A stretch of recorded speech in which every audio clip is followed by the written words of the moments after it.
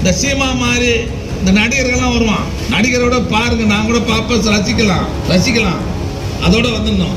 அவன்லாம் அறிவு இருக்குன்னா அறிவு இருக்காது, ஆட்சி நடத்த முடியும். அது கட்சி நடத்துறது சாதாரணமா? ஒரு சின்ன சந்தம் விட 2 குடும்பங்கள்ல நம்ம கட்சி. இவ்வளோ பெரிய கட்சியே போன 10 வருஷம் நம்ம எதிர்கட்சியா இருந்தோம். இவ்வளோ பெரிய கட்சியே 10 வருஷம் நடுரோட்ல நின்றுருந்தோம். நாம அமைப்புல பலமா வச்சிருந்தோம்னா எவன் தயவு ஆட்சி நமக்கு தேவையில்லை. அதனால வருகின்ற காலங்களில் இந்த சீமா மாதிரி இந்த நடிகர்கள்லாம் வருவான். நடிகரோட பாருங்க, நான் கூட பார்ப்பேன், ரசிக்கலாம். அதோட வந்துடணும். புரியுதா? அவன்லாம் அறிவு இருக்குன்னா அறிவு இருக்காது, ஆட்சி நடத்த முடியும். அது கட்சி நடத்துறது சாதாரணமா? இவ்வளோ பெரிய கட்சி, எந்த சதத்தில் திமுக இல்லை.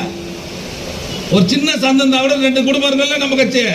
இவ்வளோ பெரிய கட்சியே போன 10 வருஷம் நம்ம எதிர்கட்சியா இருந்தோம்.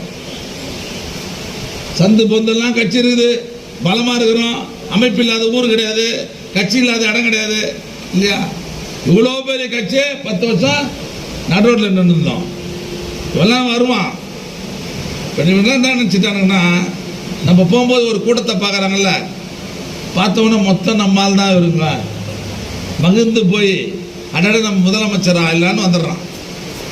அதனால் இதெல்லாம் எடுபடாது. இங்கே எம்ஜிஆரோட போச்சுங்க. அது நடிகரில் எம்ஜிஆர் வச்சிருந்ததுனால ஜெயலலிதாவோட போச்சு. இனிமேலாம் அது அவனும் எடுபட முடியாது அரசியலில். அதனால் எதிர்காலத்தில் இவன் ஆசை காட்டின்னுக்கிறானுங்க பாரு, ரொம்ப மகிழ்ச்சியாக கனவு கண்டுக்கிறான் பாரு. இவன் கனவெல்லாம் பொய்யாக்குறேன்னு சொன்னான். நம்முடைய அமைப்புகளை எவன் தயவு ஆட்சியும் தேவையில்லை. நம்ம அமைப்புல பலமா வச்சிருந்தோம்னா எவன் தயவு ஆட்சி நமக்கு தேவையில்லை.